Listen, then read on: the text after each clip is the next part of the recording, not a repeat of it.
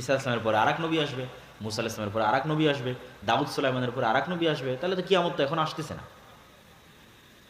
কিন্তু মুহাম্মদ সাল্লাল্লাহু আলাইহি ওয়াসাল্লাম এসেছে মানে এর পরে কি হবে বলেন তো? কিয়ামত হবে।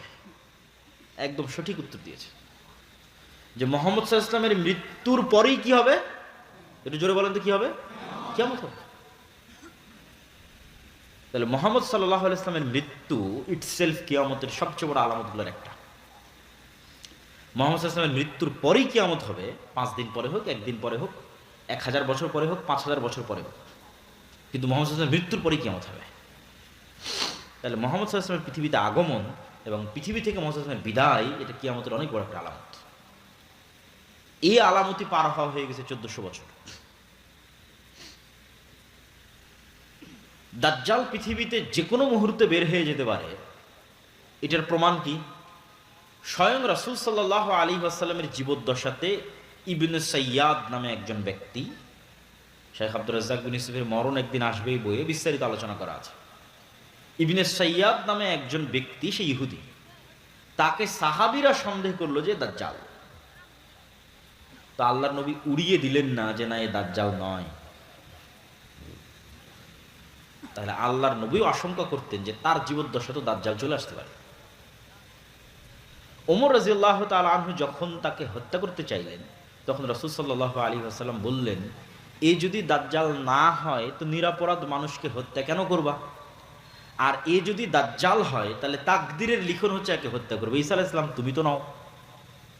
কিন্তু উনি তো সহজ ভাষায় বলতে পারতেন, আরে ওমর, এ দাজ্জাল নয়, কি দরকার একে হত্যা করে, দাজ্জাল নয়, এটা বলেন। মানে এ যদি দাজ্জাল না হয় নিরপরাধ মানুষকে কেন হত্যা করবা? যদি দাজ্জাল হয়, সম্ভাবনা আছে, যদি দাজ্জাল হয় কে হত্যা করবে? ঈসা আলাইহিস সালাম। তাহলে আজ থেকে 1400 বছর আগে মুহাম্মদ সাল্লাল্লাহু আলাইহি ওয়াসাল্লাম আশঙ্কা করতেন যে কোনো মুহূর্তে দাজ্জাল বের হয়ে যেতে পারে। তাহলে যে কোনো মুহূর্তে দাজ্জাল বের হয়ে যেতে পারে, এটার সম্ভাবনা আছে। এটা অস্বাভাবিক এবং অলৌকিক কোনো ঘটনা নয়, পৃথিবীর সব নবী রাসূল বলে গেছে। তো কিয়ামতের পূর্ব মুহূর্তে যে ঘটনাগুলো সংঘটিত হবে, এগুলো সম্পর্কে অনেক কানাঘোষা, অনেক ভুল ব্যাখ্যা, অনেক বিভ্রান্তিকর ব্যাখ্যা, সময় উল্লেখ করা, একটাকে আরেকটার সাথে লাগানো, এগুলো এই যুগে এসে প্রচুর পরিমাণে হচ্ছে। এই জন্য আমাদের সঠিক হাদিস জানা যেমন দরকার, সঠিক ব্যাখ্যা জানাও তেমন দরকার। আর এই বিষয়ে সংক্ষিপ্ত আলোচনা করার কারণ হচ্ছে যে কোরআন এবং হাদিসে দাজ্জালের কথা আছে, শেষ জামানার যুদ্ধের কথা আছে, কিন্তু আধুনিক বিশ্বে কখনো এই কথা এভাবে আলোচিত হয়নি। আজকের পূর্বে মুসলমানদের মধ্যে আলোচনার কথা বলতেছে না। মুসলমানদের আলেম ওলামা বক্তারা আজীবনী দাজ্জাল সম্পর্কে লিখেছে, কিয়ামতের পূর্ব মুহূর্ত সম্পর্কে লিখেছে, কিয়ামত সম্পর্কে লিখেছে, এটা মুসলমানদের কাছে স্বাভাবিক ঘটনা। কিন্তু সারা বিশ্বব্যাপী আলোচনা হবে, এটা ব্যতিক্রম। এটা আমার জানা নাই, হিস্ট্রি ঘেটে দেখতে হবে যে হালাকুখা চেঙ্গিস খানের সময় সারা পৃথিবীব্যাপী আলোচনা হতো কিনা এরকম, অথবা আরও অন্য কোনো সময় সারা পৃথিবীব্যাপী এরকম আলোচনা হতো কিনা। হিস্ট্রিতে, ইতিহাসে, মুহাম্মদ সাল্লাল্লাহু আলাইহি ওয়াসাল্লামের মৃত্যুর পর এটা ইতিহাস ঘেটে দেখতে হবে। কিন্তু এখন এই নিকট 100, 200, 300 বছরের মধ্যে সারা পৃথিবীব্যাপী আজকাল পরশু যেভাবে দাজ্জাল সম্পর্কে ব্যাপক আলোচনা হচ্ছে, কিয়ামতের পূর্ব মুহূর্তের যুদ্ধ সম্পর্কে ব্যাপক আলোচনা হচ্ছে, এটা আগে কখনো হয়নি। এই আলোচনা আমি আপনি করছি না, এই আলোচনা আজকে যারা পৃথিবী শাসন করছে তারা করছে। এটা হলো সবচেয়ে ব্যতিক্রম। আজকে পৃথিবী কারা শাসন করছে আমরা জানি খুব ভালোভাবে, পাশ্চাত্য সভ্যতা। তো আমেরিকার সেনাবাহিনীর 200-র অধিক সৈন্য সাক্ষী দিয়েছে। বিস্তারিত বাংলাদেশের প্রথম আলোতে রিপোর্ট হয়েছে যে আমেরিকা ইসরায়েল ইরান যুদ্ধ দাজ্জাল তত্ত্বে মোড়ানো, হেডিং এবং ডিটেইলস, ওখানে অনেক ডকুমেন্টস তুলে ধরা আছে এগুলোর উপর। এমনি ইন্টারন্যাশনালি তো অনেক জায়গায় আলোচনা হচ্ছে। তো আমেরিকার 200-র অধিক সৈন্য সাক্ষী দিয়েছে যে তাদেরকে মোটিভেট করা হচ্ছে এই যুদ্ধের জন্য, এটা বলে যে এটা বাইবেলে প্রতিশ্রুত শেষ জামানার যুদ্ধ আমরা শুরু করছি। বাইবেলে শেষ জামানার যুদ্ধকে বলা আছে আরমাগেড্ডন। এটা ইসরায়েলের একটা পাহাড়ের নামে নামকরণ করা। আমরা সেই শেষ জামানার যুদ্ধ শুরু করছি, এই মর্মে আমেরিকার সেনাবাহিনীরা সাক্ষ্য দিচ্ছে। কেন শেষ জামানার যুদ্ধ শুরু করতেছে? খ্রিস্টানদের মধ্যে একদল খ্রিস্টান আছে, জায়নিস্ট খ্রিস্টান, ইভ্যাঞ্জেলিক্যাল খ্রিস্টিয়ান। দেখেন, খ্রিস্টান এবং ইহুদিদের মধ্যে যে শত্রুতা, এটা আমাদের চেয়ে বেশি। স্পেনে মুসলমানেরা ইহুদিদের আশ্রয় দিয়েছে, আর খ্রিস্টানরা ধরে ধরে ইহুদিদের হত্যা করত। কেন শত্রুতা বেশি? আপনি চিন্তা করেন যে কোনো একটা জাতি আমাদের নবী মুহাম্মদ সাল্লাল্লাহু আলাইহি ওয়াসাল্লামকে হত্যা করেছে। আমি বিশ্বাস করি ও আমার নবীকে হত্যা করেছে, সে বিশ্বাস করে ওর নবী অবৈধ, মানে জারদ সন্তান, নাউজুবিল্লাহি মিন যালিক। তাহলে ওদের মধ্যে কি পরিমাণ শত্রুতা হতে পারে? খ্রিস্টানরা বিশ্বাস করে ইহুদিরা আমাদের নবীকে হত্যা করেছে, আর ইহুদিরা বিশ্বাস করে মারিয়াম আলাইহিস সালাতু ওয়াস সালাম ব্যভিচারিণী, আর তার সন্তান ঈসা আলাইহিস সালাতু ওয়াস সালাম জারদ সন্তান, নাউজুবিল্লাহি মিন যালিক। তাহলে আমাদের সাথে তাদের শত্রুতা হবে না ইহুদি খ্রিস্টানদের ওদের মধ্যে বেশি শত্রুতা হবে? ওদের মধ্যে বেশি শত্রুতা। সেখানে আজকে তারা এরকম বন্ধু হয়ে গেল, এটা তো অসম্ভব। পৃথিবীর ইতিহাসে কোনোদিন হয়নি। এখনকার পূর্বে পৃথিবীর ইতিহাসে কোনোদিন হয়নি। হিটলার 60 লক্ষ ইহুদিকে হত্যা করেছে, হিটলার খ্রিস্টান। এটা হওয়ার পিছনে যেই বিশ্লেষণগুলো তুলে ধরা আছে, সেই বিশ্লেষণ হচ্ছে বাইবেলের প্রতিশ্রুতি অনুযায়ী ঈসা আলাইহিস সালাতু ওয়াস সালাম পুনরায় পৃথিবীতে আসবে, তথা খ্রিস্টানদের বিশ্বাস অনুযায়ী ঈসা আলাইহিস সালাম পুনরায় পৃথিবীতে আসবেন। মারা গেছেন, কিন্তু আবার আল্লাহ তাকে পাঠাবেন। আর মুসলমানদের বিশ্বাস অনুযায়ী তিনি মারাই যাননি, তাকে জীবিত অবস্থায় উঠানো হয়েছে, তিনি আবার পৃথিবীতে আসবেন। সমস্যা হচ্ছে খ্রিস্টানরা বিশ্বাস করে যে ঈসা আলাইহিস সালাতু ওয়াস সালাম তখনই পৃথিবীতে আসবেন যখন ইহুদিদের মাসিহা আসবে। আমাদের মাসিহা তখন আসবে যখন ইহুদিদের মাসিহা আসবে। তাহলে মাসিহা সবার, মুসলমানেরাও মাসিহার অপেক্ষায়, মাসিহের অপেক্ষায়, খ্রিস্টানেরাও মাসিহের অপেক্ষায়, ইহুদিরাও মাসিহের অপেক্ষায়। তাহলে ইহুদিদের মাসিহকে, খ্রিস্টানদের মাসিহকে, মুসলমানদের মাসিহকে। মাসিহ মানে বিপদ থেকে উদ্ধারকারী। এই জন্য দাজ্জালের নামও মাসিহ দাজ্জাল, ঈসা আলাইহিস সালামের নামও ঈসা মাসিহ। তাহলে মাসিহুদ দাজ্জাল, ঈসা মাসিহ, দুইজনই মাসিহ, বিপদ থেকে উদ্ধারকারী। এখন খ্রিস্টানদের দাবি হচ্ছে যতক্ষণ ইহুদিদের মাসিহ না আসছে ততক্ষণ আমাদের মাসিহ আসবে না। ইহুদিদের মাসিহ হচ্ছে মাসিহুদ দাজ্জাল। তাহলে ইহুদিদের মাসিহ, মাসিহুদ দাজ্জাল যতক্ষণ না আসবে ততক্ষণ খ্রিস্টানদের মাসিহ ঈসা মাসিহ পৃথিবীতে আসবে না। এবার তাহলে পরের পয়েন্টে চলে আসি, ইহুদিদের মাসিহ, মাসিহুদ দাজ্জাল কখন আসবে? খ্রিস্টানদের বিশ্বাস হচ্ছে ততক্ষণ ইহুদিদের মাসিহ, মাসিহুদ দাজ্জাল আসবে না যতক্ষণ না আমরা ইহুদিদেরকে জেরুজালেমে বসবাসের ব্যবস্থা না করে দিতে পারবো। পৃথিবীর সব ইহুদিদেরকে যেই দিন আমরা জেরুজালেমে বসবাসের ব্যবস্থা করে দিতে পারবো, ইহুদিরা যেই দিন মসজিদে আকসা ভেঙ্গে এখানে হাইকালে সুলাইমানির উপর থার্ড টেম্পল তৈরি করবে, সেই দিন মাসিহুদ দাজ্জাল আসবে। আর যখন মাসিহুদ দাজ্জাল আসবে তখন আমাদের ঈসা মাসিহ আসবে। অতএব ইহুদিদের সাথে আমাদের শত্রুতা থাকলেও ঈসা আলাইহিস সালামকে পুনরায় পৃথিবীতে নিয়ে আসার জন্য আমাদের ইহুদিদের সহযোগিতা করতে হবে, জেরুজালেমে ওদের একত্রিত করার জন্য।